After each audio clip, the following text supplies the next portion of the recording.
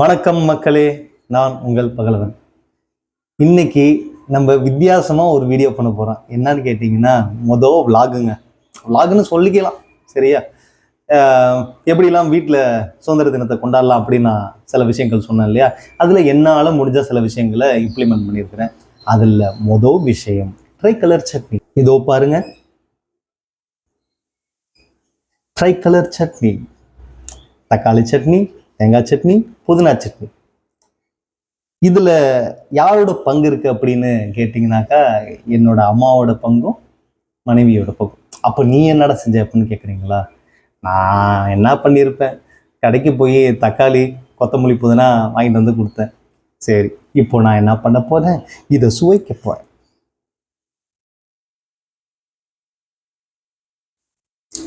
ஆஹா, அருமை அருமை. சான்செல். நான் பயங்கரமான சாப்பாட்டு பிரியங்க. அற்புதம், அட்டகாசம். நிஜமாவே அம்மா சூப்பராக சமைப்பாங்க. நான் சொல்றதுல நம்பிக்கை இல்லைனாக்கா நீங்கள் வீட்டில் வந்து சாப்பிட்டு பார்க்கணும், வேற வழி இல்லை.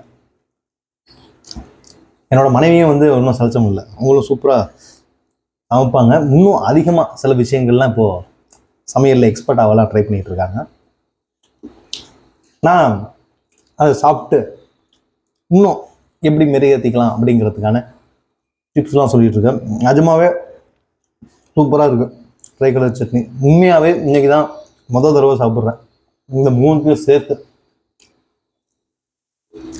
கண்டிப்பாக இதை நீங்கள் வீட்டில் ட்ரை பண்ணி பார்த்துட்டு சாப்பிட்டீங்கன்னாக்கா வித்தியாசமான ஒரு அனுபவம் வந்து உங்களுக்கு கிடைக்கும். ஏன்னா பெரும்பாலான வீட்டில் இந்த ரெண்டு சட்னியும் செய்கிறாங்க. புதினா சட்னி வந்து செய்கிறதே கிடையாது.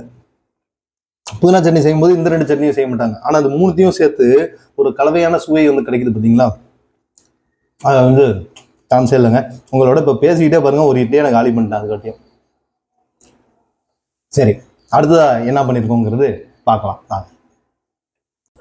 மக்களே, நான் உங்கள்கிட்ட சொல்லியிருந்தேன் இல்லையா, தேசிய கொடி வந்து கண்டிப்பாக வீட்டில் ஹாய்ஸ் பண்ணும் அப்படிங்கிறத. அதுதான் ஹாய்ஸ் பண்ணியாச்சு. வெற்றிகரமாக என்னோடய வீட்லேயும் தேசிய கொடி பறந்துக்கிட்டு இருக்கு. மக்களே, இதுதான் எங்கள் வீட்டுடைய ரங்கோலி டிசைன், சுதந்திர தினத்துக்கான ஸ்பெஷல். நீங்கள் அந்த பூவை பார்த்து நான் ஏதோ ஒரு குறிப்பிட்ட கட்சியை சேர்ந்தவன்னு தப்பாலாம் முடிவு பண்ணிடாதீங்க. சரி, இப்போ இதுக்கு நான் விளக்கம் வந்து தரப்போகிறேன். நம்ம நாட்டோடைய தேசிய பூங்கிறதுனால தாமரை வந்து இடம்பெற்றிருக்கு. நம்ம நாட்டுடைய தேசிய பறவைங்கிறதுனால மயில் இருக்குது. நம்ம நாட்டுடைய தேசிய கொடி. இதெல்லாம் ஒருங்கிணைக்கிற விதமாக புறா. ஏன்னா புறாங்கிறது அமைதி, அது மட்டும் இல்லாமல் சுதந்திரத்துக்கான ஒரு குறியீடு. அதனால் அப்படி இருக்குது. இந்த கோலத்தை வந்து போட்டது என்னோட மனைவி. நான் சப்போர்ட் பண்ணேன். அந்த சாஃப்ரான் கலர் இருக்கு இல்லையா, அதெல்லாம் வந்து கலர் கொடுத்தேன். கிட்டத்தட்ட ஒரு 40 மினிட்ஸு எடுத்துக்கிட்டாங்க. இது அவங்களுடைய முதல் முயற்சி. அவங்களுக்கு என்னுடைய பாராட்டுகள். ஓகே மக்களே. அடுத்ததாக பார்த்துக்கிட்டு இருக்கிறது ஹென்னா டிசைன், சுதந்திரத்துக்கான ஸ்பெஷல். இது நான் வரைஞ்ச ஹென்னா தான். இது மகாத்மா காந்தி இருக்கிறார், அவருடைய ரைட் ஹேண்டை அசைச்சிட்டேன். என்னோட லெஃப்ட் ஹேண்டில் வரையப்பட்ட மகாத்மா காந்தியோட ரைட் ஹேண்ட் அசைச்சாச்சு. அவருடைய ஸ்டிக் வச்சு மேஜிக் பண்ணலாமா? ஓகே, அடுத்ததா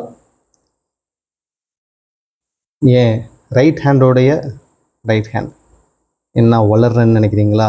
கரெக்டாக தான் சொல்கிறேன். என்னுடைய ரைட் ஹேண்ட் என்னுடைய மனைவி தானே, என்னோட மனைவியோட ரைட் ஹேண்ட் தான். இதுவும் நான் வரைஞ்சது தான். இந்தியாவுடைய பிக்சர், ஜெய்பீம், குடியரசு நாடு.